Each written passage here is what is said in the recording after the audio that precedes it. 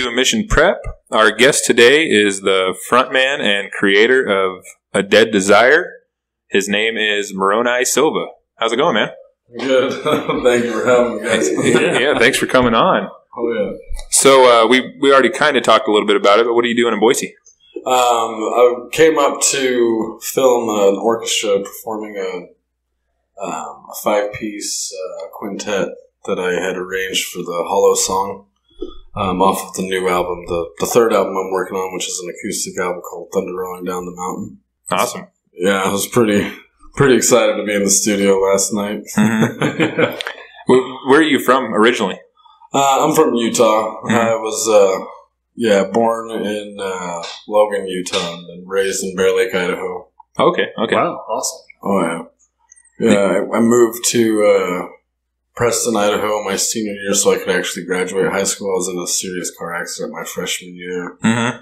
And my freshman year in high school, I was in Bear Lake High. I got in a car accident on my birthday, right at the week of finals.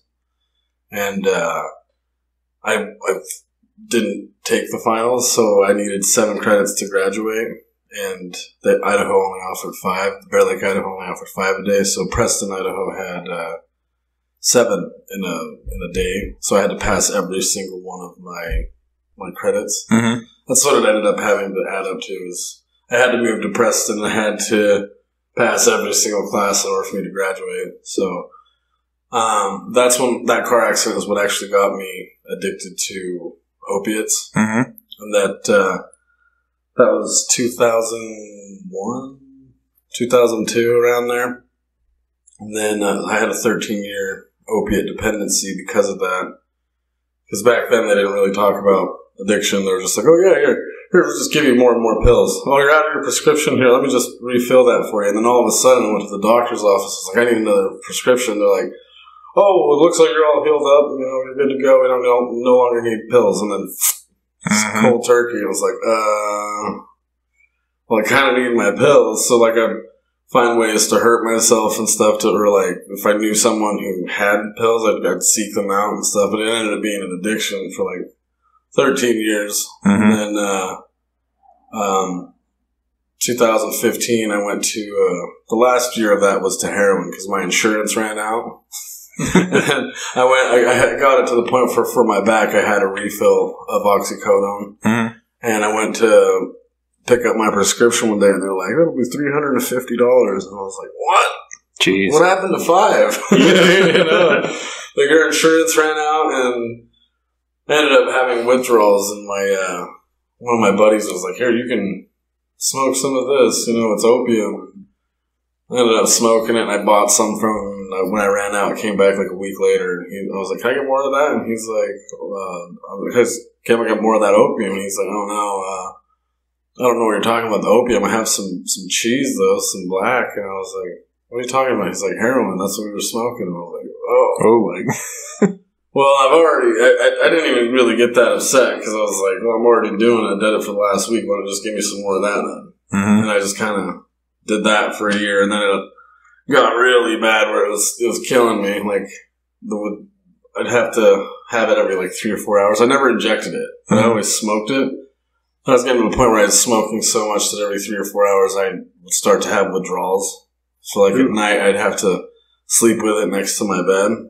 Mm-hmm. So I'd wake up like shaking and sweating, and I'd have to hurry up and take a hit or two. And it was pretty gnarly. I bet. And then I went to an ayahuasca ceremony because I wanted to quit really, really bad in April. And then I took the medicine with the intention of getting rid of my addiction.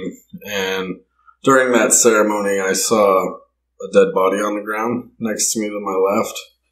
And I was looking around, I was like, is anybody else seeing this? And I look behind me, and there's like a girl like 6-7 feet away from me, and she's like, throwing up everywhere. I was like, whoa! Like, nobody's paying attention to this dead body. And I was like, well, who is that? And I leaned over. When I leaned over and saw who it was me. Like, my skin was like gray and decomposing and falling off my skull, and my clothes were all tattered and covered with dust and like withered, and I felt like I was a part of the earth. And when when I realized it was me, I started having like what felt like a heart attack. Mm-hmm. And I felt like these 3 dull daggers like piercing my heart. And when I was about to leave my body, like my forehead, there was this rose or like this flower that just bursted open and just continually kept blossoming open. And this being, like with these wings, like bursted out. It was like, you need to breathe. I was like, what's going on here? Am I dead? And I was like, no, this is your addiction to heroin and opiates dying, but it's the exact same thing that will happen to you if you choose to use opiates or heroin ever again, willingly. Wow. And so from then on, like after that day, I never had any cravings. I had a lot of triggers, but ever since after that day, I didn't have any triggers, any cravings, nothing. Mm-hmm. And that's where the name A Dead Desire comes from, is the desire to use heroin and opiates is completely dead. That's a dead desire. That's awesome. Wow. Yeah, a lot of people don't really know where the name comes from, so I figured I'd get that one out of the way. Yeah, definitely. Where'd you go for the ayahuasca ceremony? Mount Shasta, California. Okay, so I've heard of people going like South America, stuff like that. Most people go to Peru, but like if you go to Peru, you got to be really, really careful, and it's extremely expensive. It's like $2,000 to $3,000. Mm-hmm. Whereas if you go to Mount Shasta, they're very humble in the Portal of Light. When they do it, it's $225 a person. Mm-hmm. And that covers the firewood, it covers the food that they feed you, it covers the medicine that comes from Peru and Brazil, it covers the volunteers, it covers the camping ground, it covers everything. Mm-hmm. Like, it's insane for the $225 bucks. You just come with your sleeping bag, you gotta do the diet and everything. Mm-hmm. Yeah, I know Kevin, he's got pretty bad anxiety, stuff like that. What have your doctors talked to you about? Yeah, I have PTSD and I have blast injuries from, Iraq and Afghanistan and everything. And I actually after a bad panic attack, it was in August, I went into AFib, had to go to the hospital. And the cardiologist was like, have you considered psychedelics for this? Getting rid of all that poison in your brain. That's awesome. And rewiring yourself. I'm like, it's refreshing to hear someone who's in mainstream medicine say, this is acceptable. Oh, yeah. This is much better than throwing other shit down in your body you really don't need. Oh, yeah, I've seen stuff on the news about psilocybin being really helpful for that, but I also know from personal experience, I've been in peyote ceremony with the Lakota tribe before, and I've seen soldiers that come back that have PTSD, and when they take the medicine, and they also do ayahuasca, is basically, they're extremely similar. The ayahuasca is considered the grandmother, and peyote is the grandfather. Okay. Because the ayahuasca is really gentle in the way that it presents your issues to you and the way it heals, but the grandfather's like it's masculine. It like forces you to like bring out the emotion and deal with it until you're pushed through it. And so it just depends on what you're more used to, because some people like the motherly love, some people need the fatherly, that guidance. It just depends. It's like all preference for the person. But people that do go to those that have PTSD come out like feeling like they don't have that like where something like startles them. They no longer get like really anxious to the point where like they can't calm themselves down. Because I've heard that's like one of the main things about it is like something will startle you and then like. I have kind of the same issue because of the car accidents that I've been in. I was also locked up facing life plus 30 years in prison on some falsified charges from West Valley City Police Department. Okay. They tried charging me with 7 felonies and 5 misdemeanors, and I spent 6 months in the ADC fighting those charges, not knowing if I was going to go to prison for the rest of my life for 6 months. It was just on a $275,000 bond. It was like extremely stressful on top of the car accident that I was in. And I also was in a head-on collision in Washington at a 60-mile-an-hour impact by a drunk driver. Jeez. That was 2018 in August. Wow. And I still have, like, flashbacks and nightmares where I wake up and my entire bed is just drenched with sweat. And it's like, it's like, oh, I don't know for a fact if I have PTSD, but everybody that I've talked to is like, you probably have PTSD because of the severity of the car accidents, both of them that you were in, and then the whole stressful situation with the West Valley City Police Department. Yeah. But I know from personal experience that ayahuasca and peyote, I've seen things come up and they present themselves, like the car accident, this last peyote ayahuasca ceremony on the 19th of September actually was really beneficial for that. Because the grandmother, we had the medicine in her hands, and she was like, talk to that medicine and let it know what it needs to work on. And so I was holding it, and I was saying, well, I'm tired of like having these weird dreams about the car accident, and I'm tired about feeling all this pain in my right leg, because I have a big metal rod from a compound fracture in my femur that it was sticking out of my right leg, so they put a metal rod to put the femur back and hold it in place. Right. And so I was asking the medicine, like, could you please, like, whatever is holding on to me and any energetic connection from the car accident in Washington that's not from Magnificent Highest Good, could I just please release that? And I ended up having an extremely powerful ceremony where I released a lot of these. It's weird to try to explain this, like Native American entities that were in Washington that were helping me with this whole thing. That's where I was inspired to put Chief Joseph on the cover, and the actual name, Thunder Rolling Down the Mountain, is Chief Joseph's actual name translated. That's what it stands for, is Thunder Rolling Down the Mountain. And when I was in the car accident, like, I was going somewhere with that. So I was taking the medicine, and I wanted to let go of any issues that were related to it, and there was 3 or 4 different entities that were still kind of lingering around me, like waiting for me to let go of it and for the opportunity to heal. And once those were gone, it was like those emotions and that weight was lifted. And now I can actually move around, and I'm not afraid to completely move my leg. And whenever I feel that pain, instead of nursing it, I actually like push through it and start working with it so it breaks up that scar tissue. And it's really weird the way that the medicine, it like talks to you. Even after you're out of ceremony, whatever issues that cause the anxiety or that PTSD that you have, when it starts to happen, the medicine will be like, hey. This is how you work around that. You see that? And it'll show you how to like rewire your brain. And I guess it's proven that ayahuasca is like the strongest form for what is it? It's like rewiring neurons and like neurological pathways. You can look it up. Yeah. I've read a lot of articles. Yeah, it like rewires them and like it changes you just like at a core level. It's like the craziest thing. It's really, really pure. And a lot of people are like, oh, DMT is kind of the same. Well, it is kind of the same thing. Ayahuasca is essentially DMT, but when you take DMT, it like just blasts you out there for like 15, 30 minutes, and it's so intense that like you don't really get a hold on to all the information. There's certain things that are really like profound, and you're like, how can I forget that? You know, but like ayahuasca is when you take it, it's like anywhere from 4 to 12 hours. And it's just like, it's so gradual and just really easy with you to the point where it's like, it shows you these lessons and you hold on to them. It's like you retain that information. You come back with a sense of healing and a sense of like, just like, like you can breathe, like that weight is gone. It's crazy.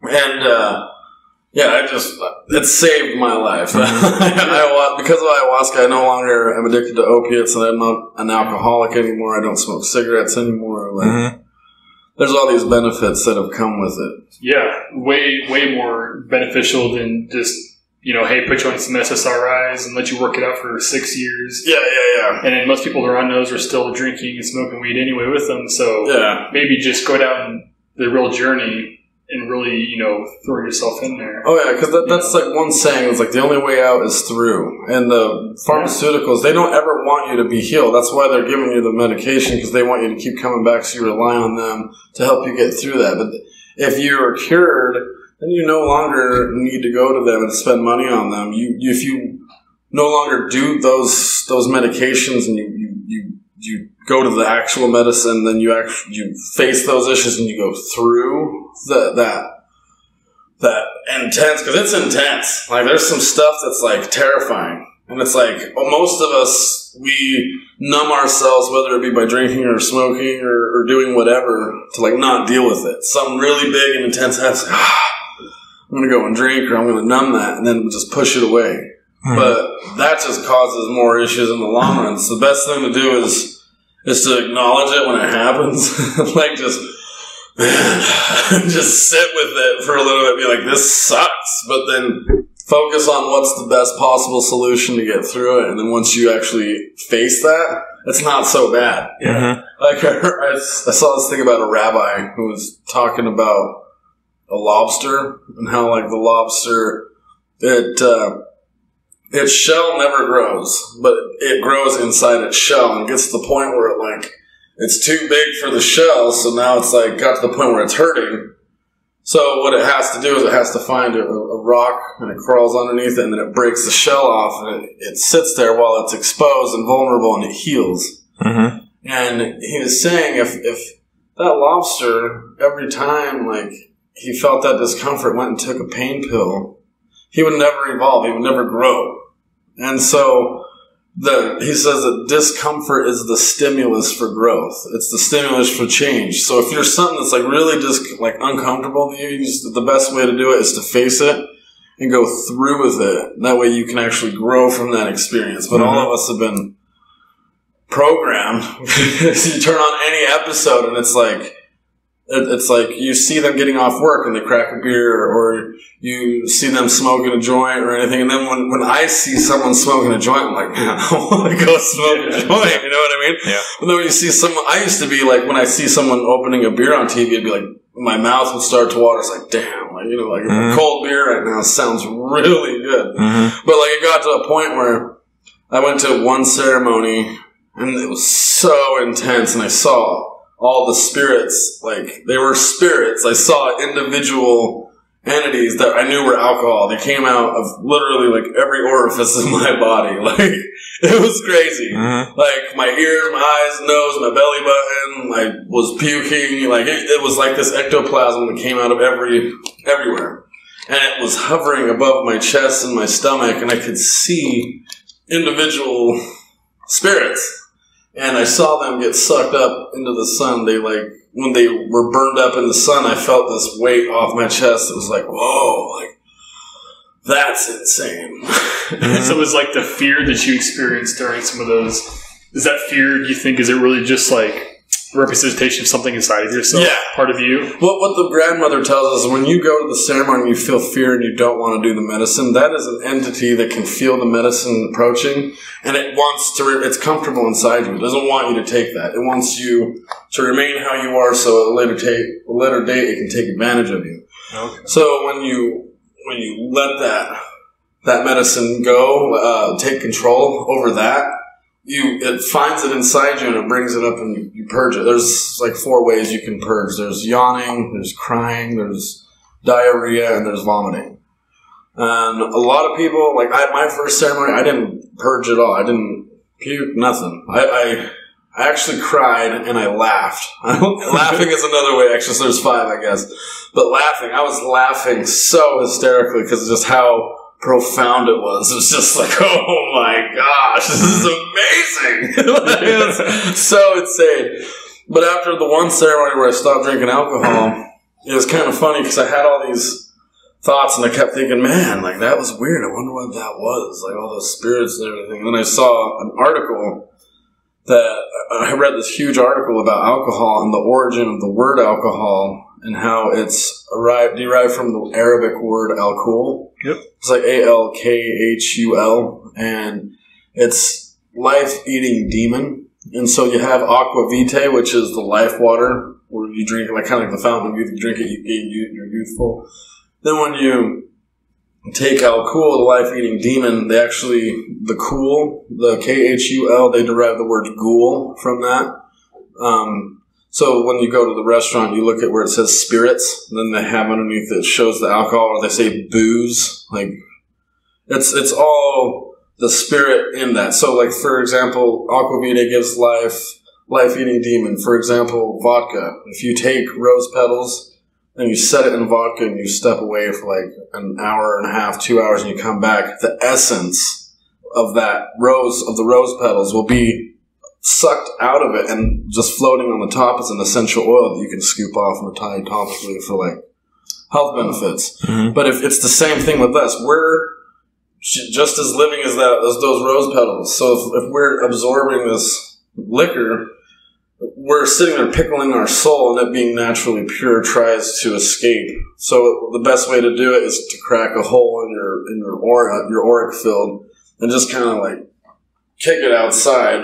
But that little hole where that in your auric field, whatever entities that are around in the area that you're in have the ability to go in and take control of you. And that's when people get really drunk, they black out. And that's when they've allowed all the entities in their area to make them like, ugh. And then they're violent. They do things that are completely out of character. And people are like, remember what you did last night? And they're like, no, I blacked out. Mm-hmm. And then when they're like, well, you were doing this and this and this. And they're like, oh, I remember. But usually when they remember, it's like they're watching themselves do it from a distance. Yeah. It's because their consciousness and their spirit is just kind of like kicking it, watching them being controlled by these demons. So when you wake up and you have a hangover in the morning, the headache is, there's a lot of things that cause the headache. They're like the brain shrinking and growing again, but also it's your spirit, your entity is forcing its way back into your body and also purging, trying to get rid of those spirits so it's comfortable back in your body. It's you guys have been there. It's a painful process. It's like, so can you, nowadays, can you be around people that are drinking and stuff like that? Yeah, all the time. Not even care. Huh? Oh, yeah. That's cool. No trigger, no nothing. Like, people, like, it's really weird. Like, there's been times that I go and perform in bars, and I've been asked by multiple people that come, hey, can I buy you a drink? And I'm like, no, I don't drink anymore, but I'll take like a Red Bull or a water. And they're like, you don't drink anymore? I was like, yeah, I haven't had a drink for like 3 or 4 years, however long it was at the time. Mm-hmm. And they're like, oh, and they look around, everybody is drunk. Literally everybody in the entire bar, and they're like, I'm like the only person there that's not drinking. Yeah. And they're like, wow, like, congratulations. And then they start thinking, well, why am I drinking all the time? And it's because everybody does. Everybody's programmed to it. Yeah. Every show you see, it's programmed there. Well, yeah, like you were saying before, a lot of people have a very hard time dealing with their shit because it's attacking their very ego. Oh, yeah. You know, you get off work and you crack a beer, like you were saying. It's like, so what you're really saying visually is, I am unable to deal with what I just did throughout the day. I may be unhappy with what I did. My job may not be fulfilling. Yeah. But you know what? I'm going to put that all away because the hegemony of our country says work, pay taxes, and die. So I'm just going to crack open a beer and suppress it down. Oh yeah, I'm going to relax and not worry about it. Yeah. I've always wondered, like, especially when it comes to people in entertainment, musicians or comedians who you hear they're sober. I've always wondered, like, that's got to be hard because your whole show, everybody else is not. And I've always wondered how, like, because I know there's some people who have a hard time being around people that are drinking if they're trying not to and stuff like that. So that's cool that you can be around it. Oh yeah. Yeah, there's I mean, it's pretty crazy. Like, I'm not tempted to drink. There's some things that are just really kind of overwhelming. Like, sometimes people don't know how so that if they've had like 12 drinks, how potent that is. So they come over and they're like, hi, like right in your face, and they're talking really close. They're like, and it's like, nice, thank you. I'm not trying to be rude because I always try to acknowledge every single fan or anybody that wants to talk to me, but sometimes they're just like right in your face, like, Well, I actually, I might have been that guy when I saw you perform.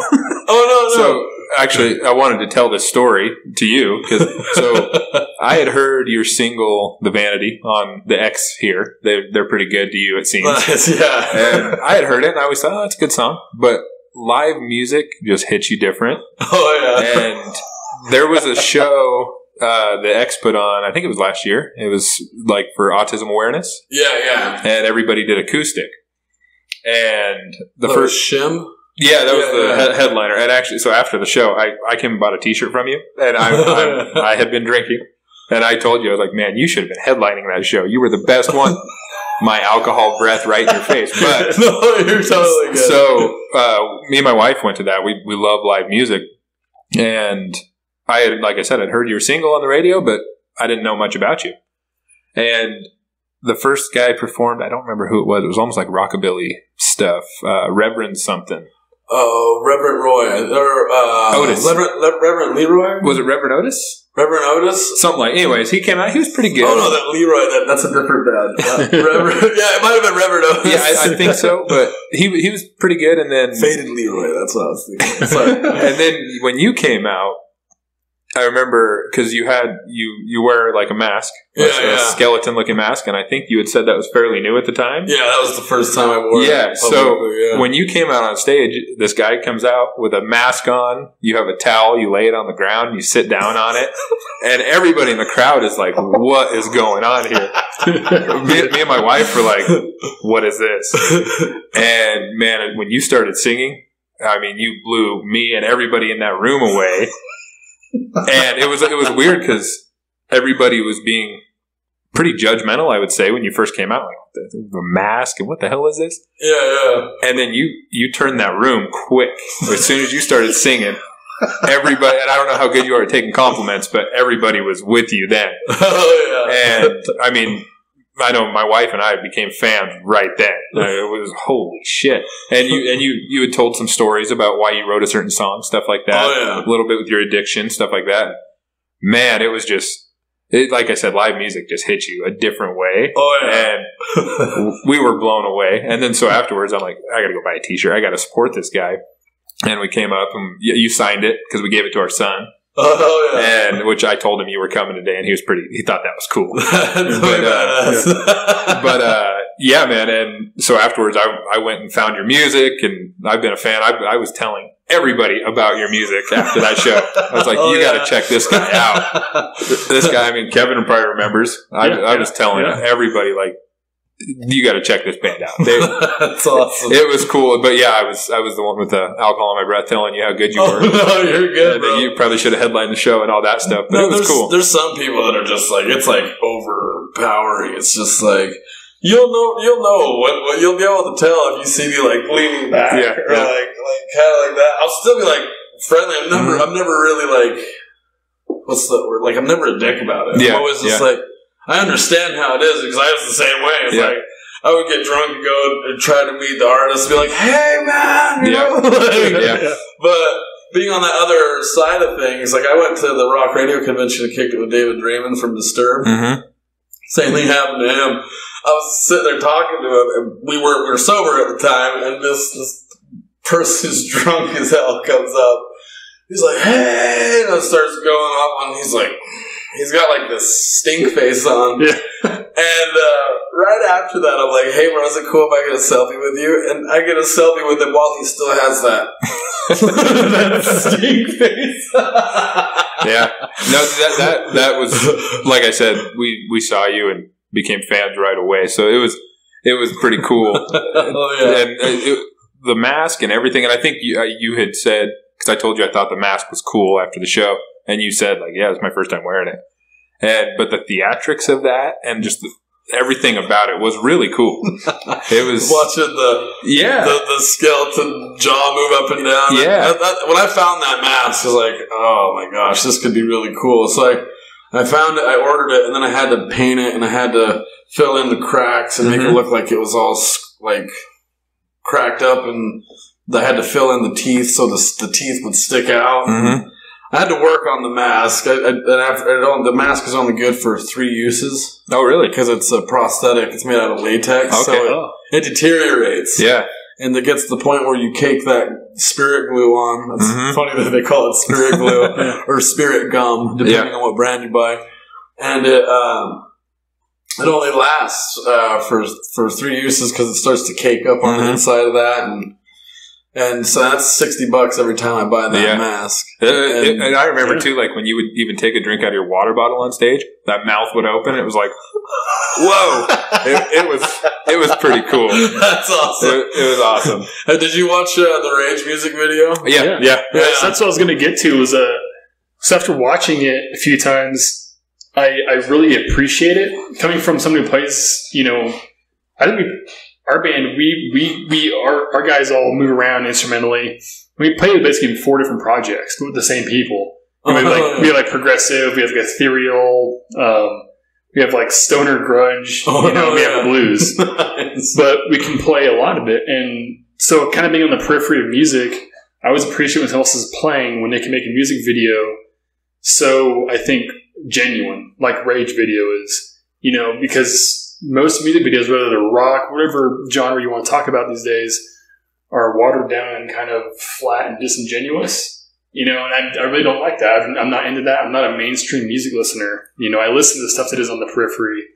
And so it made me really appreciate you more when you make these music videos. They're high quality, by the way. The Rage was really high quality. Yeah, I built that I did that in a little teeny, I can show you photos of it actually, a little green room that I built inside of a barn. Oh, wow. It's literally filmed in like a 4-foot by 5-foot space, like a square box that I did. And I was going to ask if it looked professional enough. It was, because like I said, after that show, I started following you and really getting into your music and stuff. So you had said, you know, there's a new video coming out. I'm like, waiting, I'm waiting for it. Well, it was cool. The whole, that's me in the mirror without the mask on and with the mask on. Mm-hmm. So I had to do the trick shot. That's why it's in the green screen room. Okay. I don't have actors or anybody to come in and help me.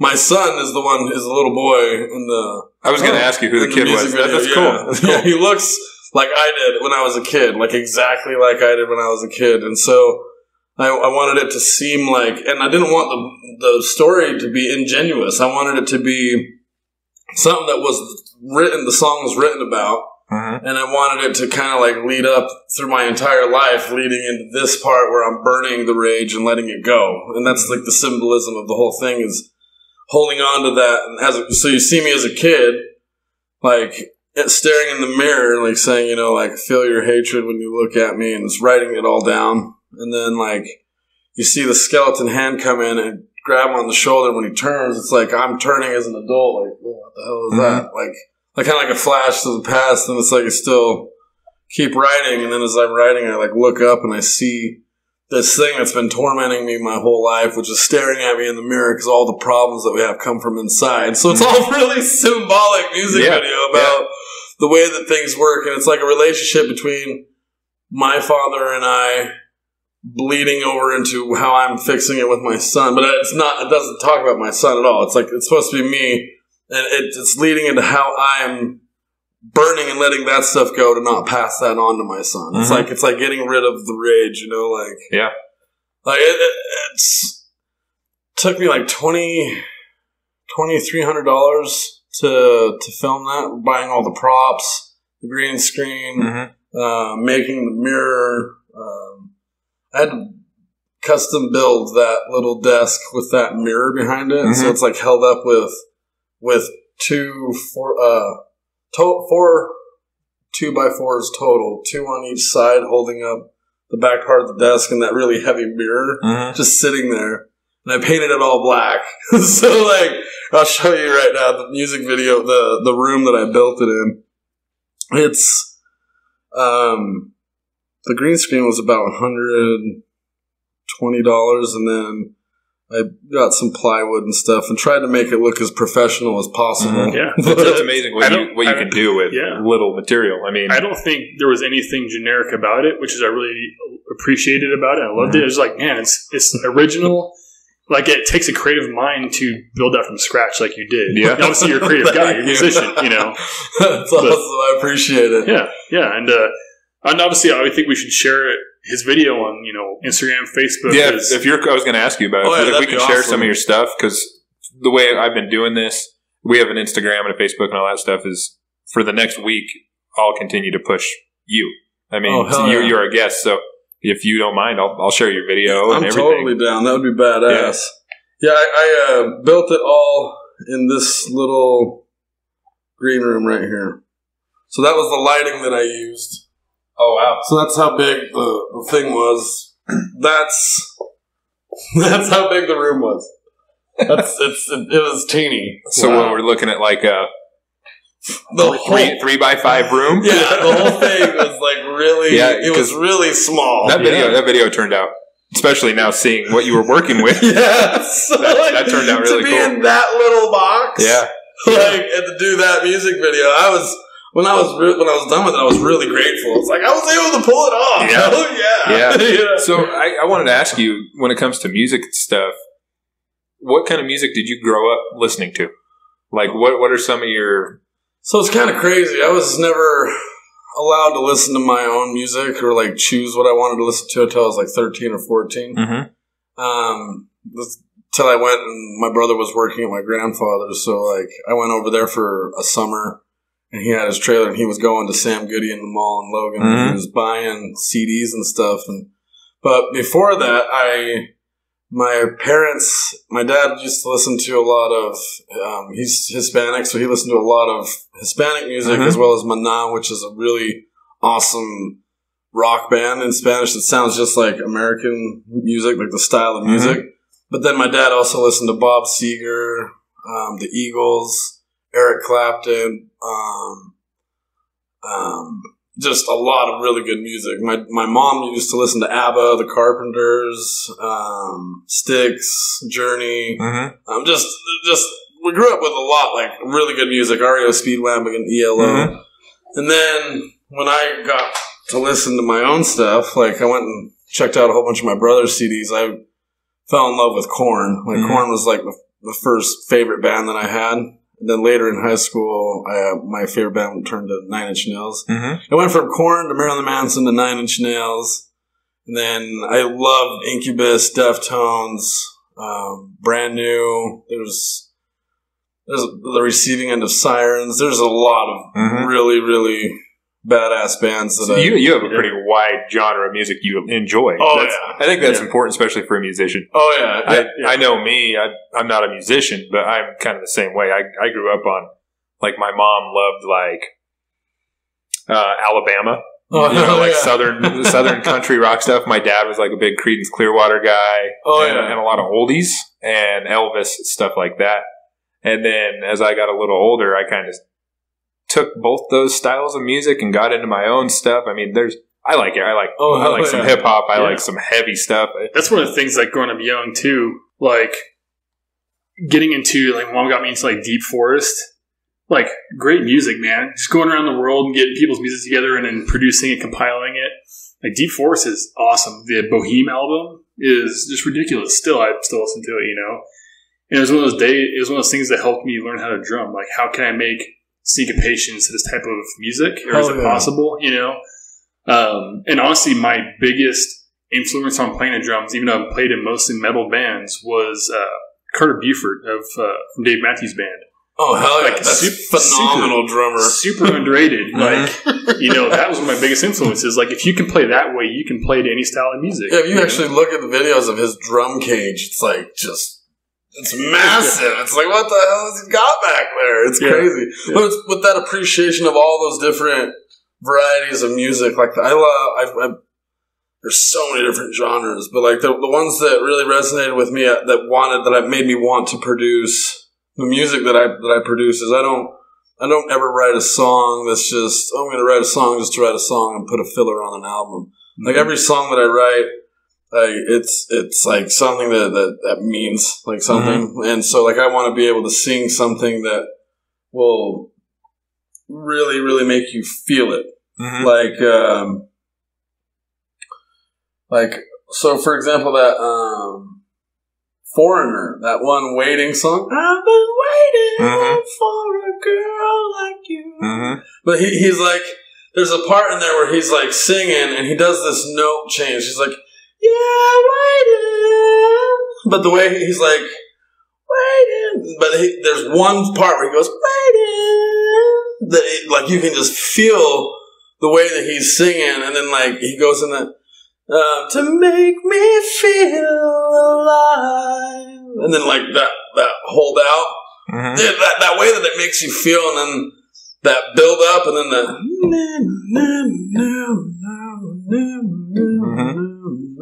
like, that whole vibe of that song, the way you feel, and then the way that he sings to it, that connection, like Hotel California.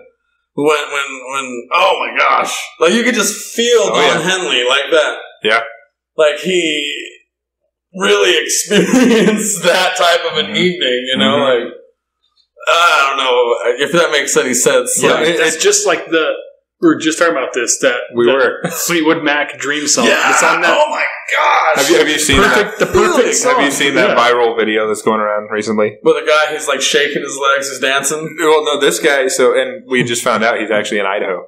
He put this video on TikTok, and it went viral. And it's this Mexican dude on a longboard.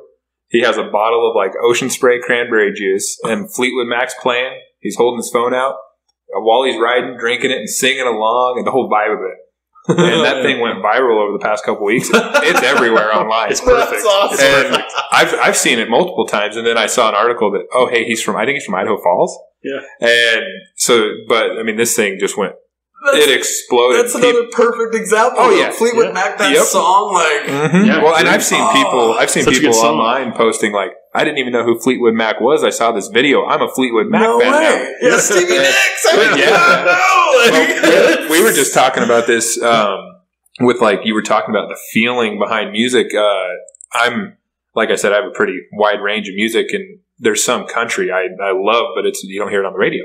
Like, dude, country Tim McGraw, Don't Take the Girl. Yeah. That was one that I grew up with. Sorry. Yeah, no, for sure. I grew up on like 90s country too, and I still enjoy it a little bit, but now it seems like, and I think this is a lot of genres of music, the stuff that's played on the radio is not the best. So watered down. Oh, yeah. And especially with country music, it's pop. It's pop music, and I'm not saying it's a bad thing. There's some country that you can feel. Oh, man. And there's a few artists out right now that I'm wearing a shirt right now. Sturgill Simpson is this. They call him a country artist. I would not classify him as country. I think they call him country because he's from the South. But I mean, this guy, his first album was almost bluegrass stuff, like real country. He called his second album psychedelic country. He has a song called Turtles All the Way Down. I don't know if you've heard Sturgill Simpson. You need to check it out. You didn't hear it. So Turtles All the Way Down. Awesome. It's good. That whole song, he has a video too, and the video is like a psychedelic trip, which I've never been on one, but I'm guessing that's what it's like. And the whole song is about going on a trip, and it's very well written. The guy's a really good songwriter. So it was psychedelic country. Then his third album had like a whole horn section, trumpets, and I mean, all that stuff. Oh, yeah. Then his most recent one he released, he calls it a rock album. And I would say it's like 80s new wave mixed. It's odd. I love it. He's one of my favorites. But he's got some stuff that you feel like. Oh man, the way his voice, and sometimes I know he's been criticized. He's hard to understand sometimes when he sings. I don't care the way he hits the notes. It hits you. And there's him. There's these few artists, and I found out recently they're all been put out by the same producer. Oh, no way. And I read an article that producer talking about, and he said, the problem in a lot of mainstream music today is producers get in the way. He says, I don't get in the way. I produce what they want to put out and their creativity. And I think that's why these guys, I mean, there's a guy named Coulter Wall I just got into who sounds like a Johnny Cash when he got older, and the kid's like 20 years old. No way. I mean, he has a couple songs, and his songs are a little dark. I mean, he has a song called The Devil Wears a Suit and Tie. It's a good song. And then there's this guy, Tyler Childers. All these guys are all out of this same producer, and you don't hear them on the radio. Is that here in Idaho or? No, they're nationwide. I mean, these guys are. Do you know where the producer's out of? I'm guessing Nashville, because that's where most of these guys come out of and record. But his name's something Cobb. The producer's name? Yeah, his last name's Cobb. And Dave Cobb, I believe. But anyways, I'm kind of a nerd with stuff. When I get into something, I like to really look into it. Oh, yeah. And I really like these artists, and I found out they're all by the same producer. He does have one artist that became really mainstream named Chris Stapleton. I don't know if you've heard him. Oh, that guy, sure. His voice is insane, but he has become very, very mainstream. He's played on the radio and all that, but the other guys, you don't hear him on the radio. You don't hear anything about him, and they have these cult followings. I know Sturgill Simpson was just doing his first arena tour. And with COVID, it got shut down. Yeah. I had tickets. I was going to Salt Lake to see him. Oh, no way. And is he like completely independent? So he was independent. Like I said, I dove into it for his first 2 albums, completely independent. He got a record deal for his 3rd album, but they didn't. I guess they made a deal that they don't touch anything. It's his work. Oh, hell yeah. And it came out so good, but you don't hear him on the radio. Sometimes you hear him on the alternative station, which is random because he's a country artist. No, I have problems with the radio industry. I wanted to ask you, because I know you're an independent artist. I have right? really big problems with the way they run things. I wanted to ask about, like, how that all works and all that. Like, it's really messed up. They have this thing called payola, like pay for play. You can't do it. It's illegal. But I've been to a few conventions and I've seen the way that record labels deal with rock radio program directors and like supervisors and music directors and whatnot. It's like, oh yeah, let's go out to dinner and let's talk, and there's a lot of different ways you can go about it, but I also took somebody down with me this last time, and what we got from it this time was that they all get together and they're like, oh, I'll send a donation to your radio station, and we'll do some advertising for some of our artists. We'll pay you to do the advertising ads and to run the airtime, but we'll give you this amount for a donation. But we also have this band that's coming out. We'd really like to hear this song during drive time.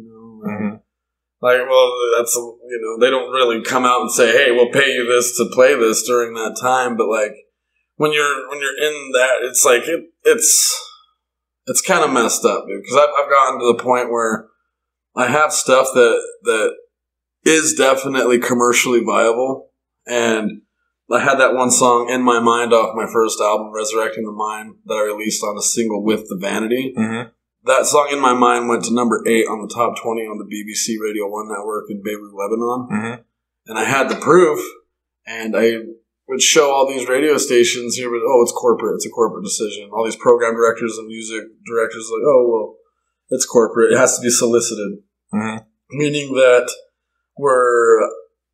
if you don't know somebody from the station, or someone that they know, if nobody that they know gives them the CD and says, hey, you should check this out and then possibly play it, then it's not solicited. It's unsolicited. So if you send in an album or 3 albums and say, hey, this is my stuff, is there anything you can play on there? If they don't know you and they're not expecting it, they're just going to throw it in the garbage. That's just their policy now, because they have a lot of crazy people have messed that up before, where they send stuff in and then people listen to it and then all of a sudden they call in, oh, that sounds like my song, blah, blah, blah, plagiarism. So with a whole bunch of different stuff that's gone on, they just don't do that anymore. It's like a policy. So it's really difficult to get in with radio stations that'll play your stuff. Like K-Bear up in Salt Lake, I got on their like Salt Lake sound check, like the local stuff on the weekend.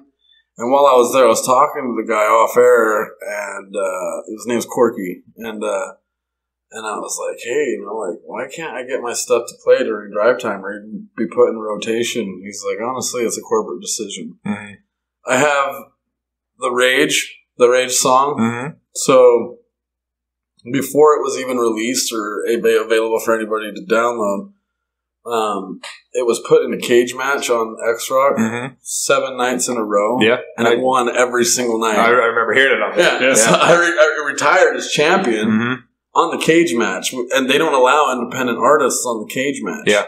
And that's pretty freaking huge in my opinion. Yeah. Because it beat Jamie Josta from Hatebreed. It beat... I need to pull up the list to see exactly who, because as soon as I start thinking about it, it all goes away. But there was 7 really good artists that it beat, and then when I try to say, hey, try to tell X-Rock, now that it's been released and it has over 119,000 views on YouTube without any radio play since it's been released, well, hardly any radio play. They play it every now and then, but it's like, why don't you put it in rotation during drive time? Can you just try it for like a week during drive time just to see how it does? Meaning like during rush hour when there's people actually driving. And they all give me the same response. It's like, no, not unless you have at least 4 or 5 radio stations. You have to have a handful of radio stations doing it. It's like, well, if I have you and K-Bear, because Victor Wilt from K-Bear, he helps every now and then playing A Dead Desire as well. So it's like, well, if I can get at least one more radio station, would you be able to do it? And they're like, no, you have to hire an indie promoter.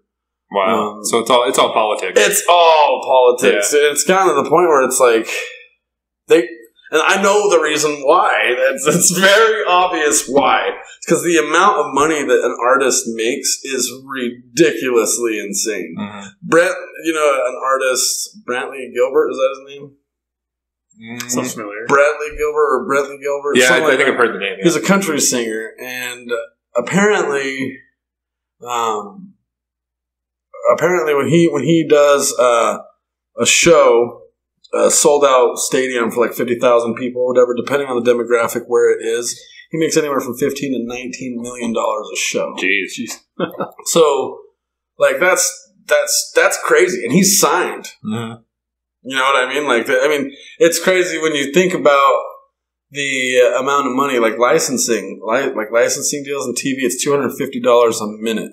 Wow. That the song is played. So, like, if you got a car commercial, I went to a Lightspark Media Summit, and there was a professor talking to us about it there during one of his presentations, saying that if you have a song that is played on a car commercial, let's say for your 30 seconds, a 30-second car commercial, and they play that 20 times in a 24-hour period, that's 10 minutes. That's $2,500 a day just from one station. If you got 10 stations playing it a day, that's $25,000 in one day from one song.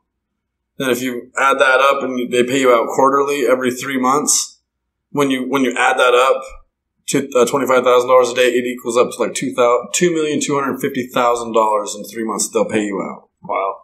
Which is ridiculous. That's just off of a 30-second clip of your music.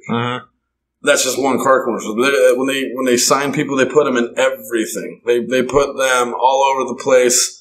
There's licensing. There's the music.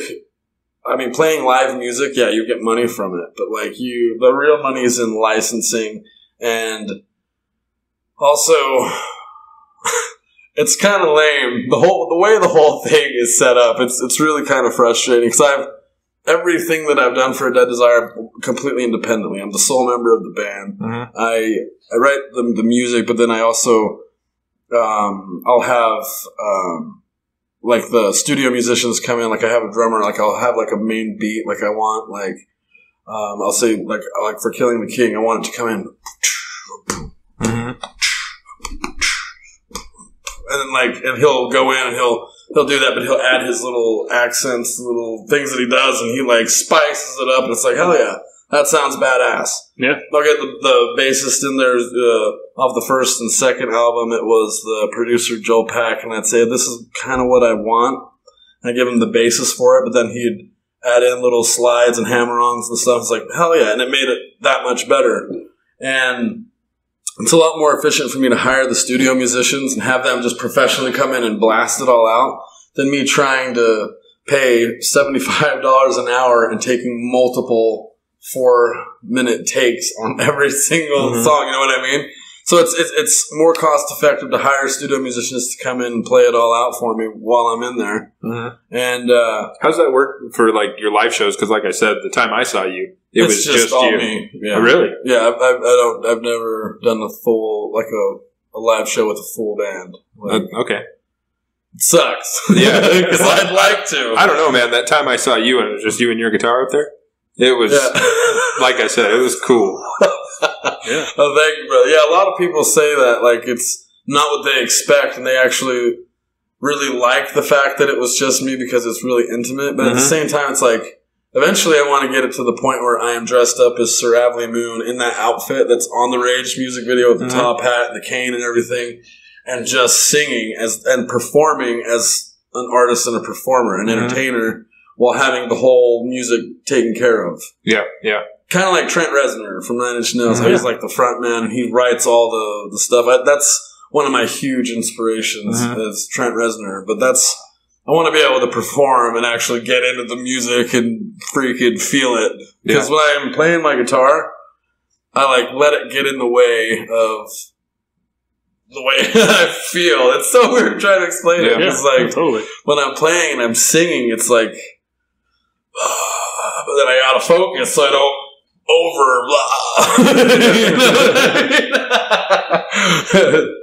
Yeah, that's cool. No, I think it'd be really cool to eventually, just get them together and do the thing and let yourself just, kind of free yourself of that, like you're saying, and that'd be sweet to go watch anyway, at least. Oh yeah. So how's that been with no live music going on and stuff like that? Is that driving you nuts? Yeah, it's really really lame. I know there's a few places doing some small shows and stuff, but it's not worth it though to like set up something and then risk driving because of the COVID thing. It's got so many people scared, and like it's really kind of just ridiculous, the whole thing. But this month there's supposed to be some really powerful stuff happening, energetic wise and spiritual wise, that I'm pretty excited for. It's going to happen around the 16th, 17th, or 18th of this month.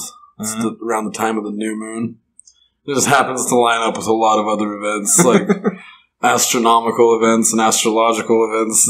It's crazy. The way that everything is just pointing to the center of October is like, it's pretty powerful. Yeah, I think there are people who are scared to go in public spaces and stuff like that, but I think it'll all come back. Oh yeah, I've been going to ayahuasca ceremonies every month. There's like over 100 people there sometimes, and everybody. It's crazy. The whole COVID-19 thing is just, it's unfortunate. It is. But the spiritual stuff, like, the 17th, I'm just excited for it. Like, there's, so apparently we're supposed to be like intermittent fasting and stuff for, you know what intermittent fasting is? Like putting your body in ketosis and everything. But the 16 hours fasting, if you're doing that, everything should be okay, I guess, for your body. Because there's like a huge shift of energy that's about to happen. So, have you ever heard of the Ophiuchus, the 13th zodiac sign? Okay, so you can look it up. You can Google Ophiuchus. It's Ophiucus, and it's the serpent bearer. When this constellation shows up, it doesn't show up very often, but when it does, it's not the best thing. And we're in Scorpio right now. Scorpio is a violent sign. It's the scorpion. It's like an offensive sign. And then you have Mars is in retrograde right now, and on the 13th of October, Mercury will also go into retrograde. So there's going to be two planets in retrograde at the same time with Ophiuchus in Scorpio. And so there's this huge astronomical thing that's happening towards the very center of October that lines up with all the ceremonies that are going on. And because there's a ceremony that weekend that I'm going to, and it's crazy. The way that everything is lining up is pretty awesome. But yeah, sorry, keep going off on tangents. Oh no, you're good, man. I think it's cool when people are, I guess you call it spiritual. Oh yeah, and I mean everybody. I think everybody should have something to believe in. Something. We were talking about that in our last episode about religion and stuff. How neither of us are religious people, but I think it's good for people to have somewhere to put their values and keep them on a path. Yeah, I don't consider myself religious, but I definitely consider myself a spiritual person. I was raised LDS. My name is Moroni, so son of Mormon. You know, but the whole thing about it is I've been really intent on like figuring out the whole thing, spirituality and everything, and I've literally dived in and researched every single religion and all of the stuff that I've come to the conclusion of is from this book called The Holy Science, which basically ties everything together. Which is The Holy Science was a book written by Sri Yukteswar Giri, the guru of Paramahansa Yogananda, the guy who wrote Autobiography of a Yogi. Autobiography of a Yogi is who George Harrison of the Beatles recommended that book to everybody who he felt like needed a regrooving. They were in a funk. He'd keep piles of that book and he'd give it out. Another person, Steve Jobs, that was when he died. That was the only book that was on his books. His digital books was Autobiography of a Yogi. Oh wow! If you look up Autobiography of a Yogi, there's a lot of really important people that follow the teachings of Paramahansa Yogananda. His guru wrote a book called The Holy Science, which is a comparison of the scriptures, the Christianity scriptures, and the Hindu scriptures. Krishna's teachings with Christ's teaching. And it's funny because they're Krishna, Christian, Christ. It's very similar. And when you get into it, it's mind-blowing. They talk about the exact same stuff. It's all promoted about love. And so basically what the Holy Science is that every religion that's based on its core principle every core principle that's based on love is true. religion that's based on love is true, and anything that takes away your free agency is of the devil. It's like what it talks about in like Ezekiel, where Lucifer says, send me and I'll make them worship you. And then Christ steps forward and says, send me and I'll give them a choice. Basically, I'll give them free agency to choose whether they want to be. And that's what God favored, was Christ's decision. So Lucifer got upset and started the war in heaven, saying, I'm going to exalt myself above you. Was cast out of heaven, took a third of the host of the kingdom of heaven with him. But if you look at the whole thing, it's very similar to like Brahma, Vishnu, and Shiva, which is like God the Father, Christ the Son, and the Spirit. It's all the same thing. So Christ is going to be the one to destroy the earth. He built the earth. He's going to be the one to destroy it. Krishna, there's all of it is. I wish I could put it all in a way where it makes perfect sense, the way that Sri Yuktaswar does. But he uses some words that I had to get a dictionary and actually read the Holy Science. It's only 70 pages, but it took me like a month to read the book because you get to some words and like, what does that mean? You have to get the definition and fill it in. Spirituality at its core is just love, and the purpose of this life, what it gets down to is in the Holy Science, is what Christ and Krishna are talking about, is that the purpose of this life is to realize that we are God, that we are all His consciousness, we're all the sons and daughters of God,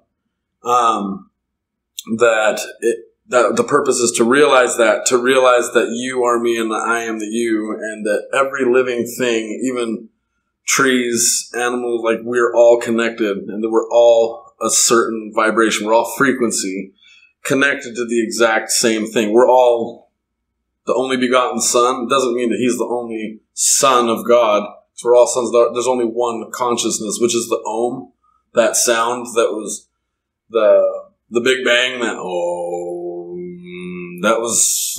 So it's weird to try to get the whole thing. It's so if you have the ocean and you have, let's say, that can of soda, and you put that in there and you fill it up with the ocean water, you set it aside, you empty this out, you put the ocean water, you set it there, you have the can, you have this, you put the ocean water in it. It's all the same ocean water, just in a different vessel. That's how we are. We're all connected. We all have that essence, that source in us.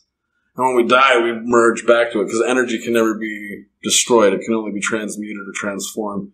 And so it's really crazy when you get into it, the whole thing of us, the kingdom of heaven is actually within us. And the way that it's worded in there is so profound. There's like, once you get to this state called samadhi, which is basically this understanding where your consciousness is merged with the only begotten, like you hear the sound of rushing waters, you hear the sound of like a knocking, like the gears of the universe like are changing. That's why it says in the scriptures, if I knock, whoever opens up unto me, I will come in and I will sup with him. So if you like hear that in your meditation and you open your heart to that, that's definitely what you should do, is let that into you, because you will be filled with that omnipotence. You'll be filled with that complete understanding. And so in that state of samadhi, and the Holy Science says when you get to that state, you gain 8 abilities. And that's the ability to make yourself as big as the biggest giant that's ever lived, or to shrink yourself to the size of the smallest atom. Like you can basically go invisible if you choose to just turn yourself into an atom. You can make yourself as heavy as a rock so nobody can lift you up, or you can levitate. You can become as light as a feather. You can levitate. You can use the prana and the life force that's in your area to manipulate the atoms and turn certain objects into whatever it is that you're thinking. So like a loaf of a rock into a loaf of bread, or water into wine. There's the ability to control the elements. So, and then when you look at this, it's like, oh, wait a minute. Christ turned water into wine. Christ was able to calm the seas. Christ was able to do all these things that it talks about in the Holy Science, that Krishna talks about in the Hindi scriptures. It's all there. And then you look at the scriptures and people overlook the New Testament. Because I've read the New Testament in depth. And it's funny because it talks about a lot of stuff that a lot of people don't talk about. Like Christ straight up comes out and says, have I not said that ye are gods? He's like, verily I say unto you, all, if you do the things that I have told you, all the things that I have done, ye shall do also, yea, even greater things. But if I was to come out and go to all these Mormons or anybody who's religious and say, well, I do believe in Christ, and I do believe what he said, and I can do greater things than Christ. It's abomination. You're saying that you're better than... No, I'm actually repeating what he said, that if you actually do his teachings, then you can... That's what taking upon you the name of Christ is you take upon you the name of the Christ consciousness. You become that consciousness, and you're able to heal. You're able to do all the things that he did, but even greater things. And people totally overlook that scripture. It's like it doesn't exist. People totally overlook the scripture in Genesis, the Old Testament, where where God says, let us make man in our image. So there's God, there's the only begotten, there's the Christ consciousness, which is God and the Spirit and everything. He created all these other gods, because there's 33 gods in the Vedic text, all that monitor the hours and the chakras and everything. It's crazy when you get into it, but like there's gods that were in all very similar, and we were made in their image. And it gets really scary when you realize the reasons why that is, and all the reasons like they're trying to promote homosexuality. I don't have anything against homosexuality, just so you guys know. But like, because I have a lot of gay friends and stuff, but where I stand on that is like, I believe that men and women are born with more masculine and feminine qualities and traits, and their purpose is to balance that out. So, for example, the reason why I state that is because I've read the scriptures and everything where it leads up to this one specific story, which is King David. So, in Leviticus, it straight up says, for a man to lay with a man as he lays with a woman is abomination in the sight of God. And when you get to I think it's in Samuel or in Kings, it talks about King David, how after he kills Goliath, which is symbolic of him like mastering his 5 senses, because he takes 5 stones and he slays the giant. So he like controls his... Slaying the giant is also like symbolic of slaying the ego. But when he does this, King Saul has a son named Jonathan. And when Jonathan and Saul's son, when David and Saul's son Jonathan meet, they fall in love. And it says they loved each other. And it's just, as you're reading it, you're like, oh, that's weird. They keep on making it very known that they love each other. But they don't really, when they in the scriptures, if you're familiar with it, when they introduce someone, like a new character, it's like, he was a bold man of great stature. He was a warrior. And, it describes them as masculine. When it introduces David, it literally introduces him as a feminine, like a petite, young boy of a fair countenance. He ends up falling in love with Jonathan, the son of Saul. And he says to Jonathan, though God be between my seed and thy seed, I'll always love thee. Something very similar to that. And it's like, and then it says they fall on each other and they kiss. And normally when, it says they kiss, it's like I kissed her on the brow, I kissed her on the cheek. But no, they just fall on each other and kiss. And it's like, oh, it's kind of weird. You know what I mean? And then they go their separate ways. But David balanced his homosexuality and acknowledged that that was wrong. The Leviticus thing, he knew from Leviticus because that's the law. That was the law back then. And so he balanced his homosexuality, and by doing so, he gave birth to the greatest king that ever lived, Solomon, the soul of man. Like, everything all the greatest kings lead up to basically Solomon. And Solomon is the result of him balancing that energy. Nowadays, with our government and the programming, they literally want us to smoke cigarettes. They literally want us to drink alcohol. It doesn't say anywhere, at least I don't remember it saying anywhere in the Old Testament about females being with females, but it definitely says that for a man to be with a man is abomination in the sight of God because they contain the seed. And that whole thing, I was just like, oh, that's kind of mind-blowing. And I don't have anything against homosexuals, like I said, by any means. I'm not what's that word? Homophobe? Huh? Homophobe? Yeah, I'm not a homophobe. Yeah. I'm not prejudiced to that lifestyle or anything. I just, there are some women that are born with androgyny, same thing with men.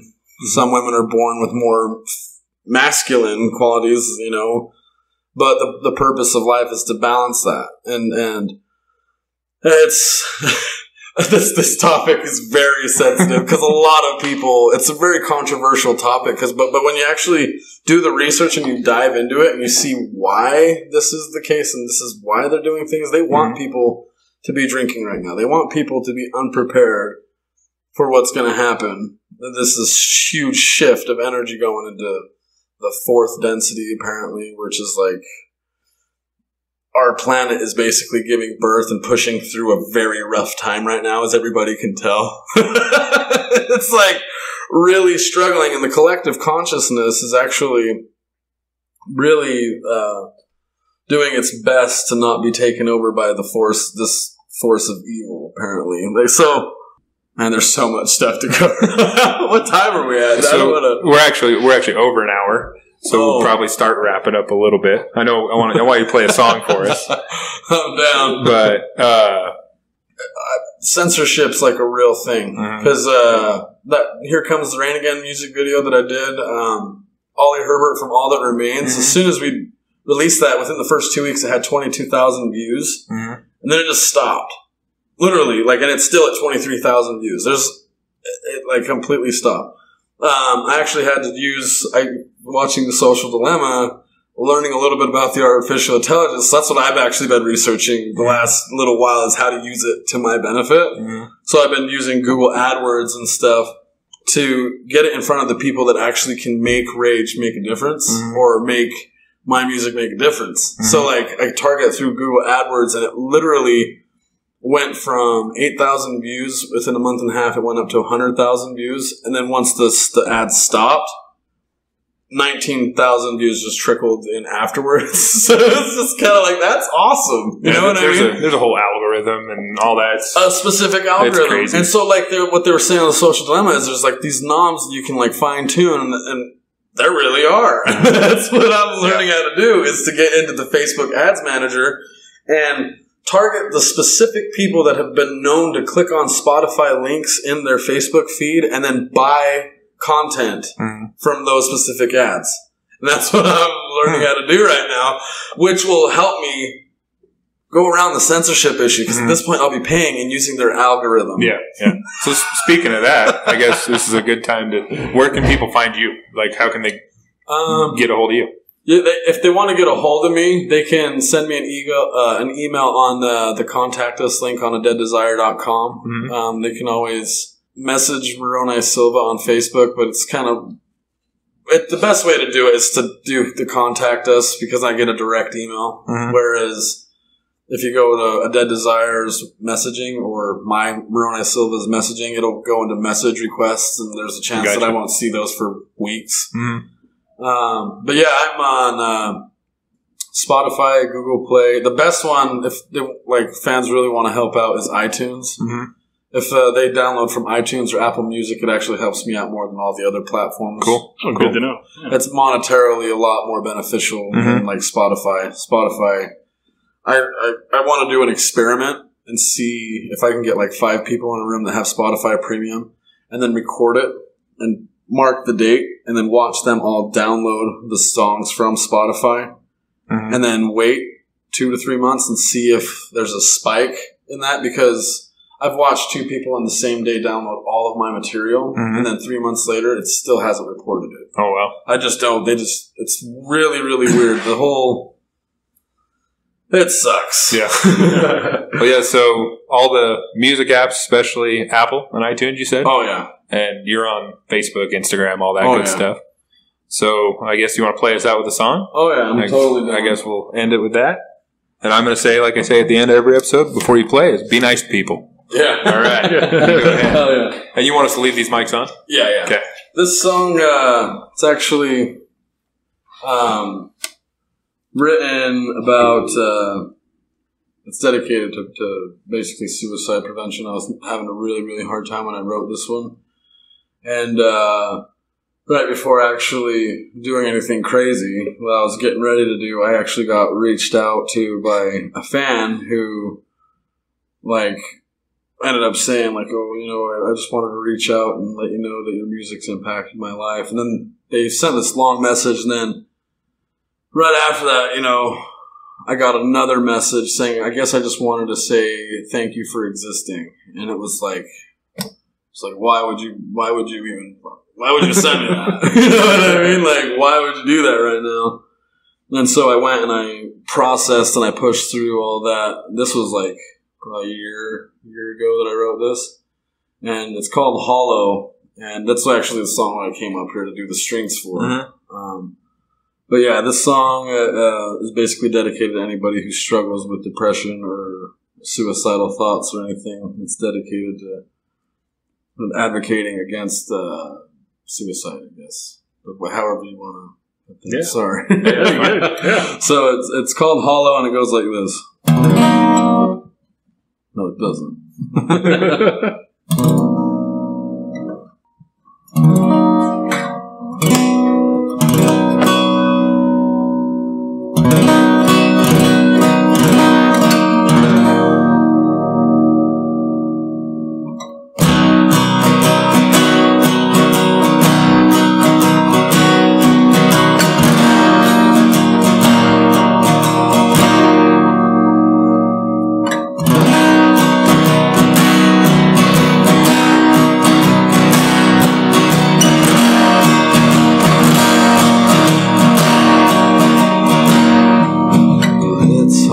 To breathe through the pain while I'm feeling overstressed.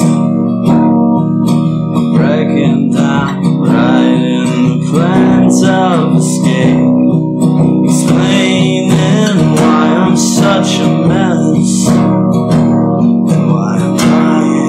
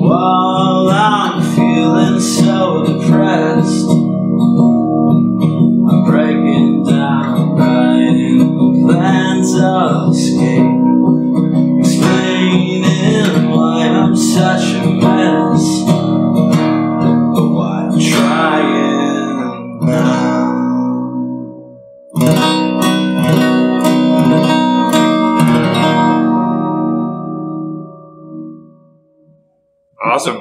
Thank you very much.